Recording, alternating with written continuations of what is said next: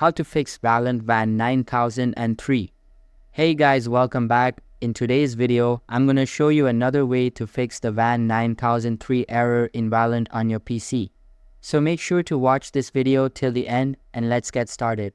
This error can also happen if your PC is using legacy boot mode instead of UEFI. To fix it first, press Windows R and type msinfo30 to hit enter and a window will open.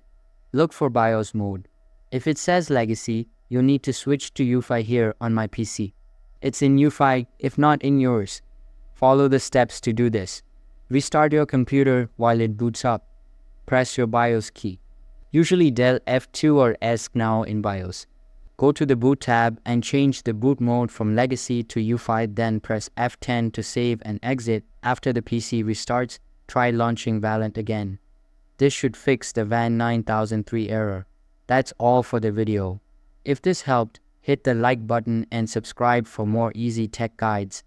Thanks for watching, and I will see you in the next one.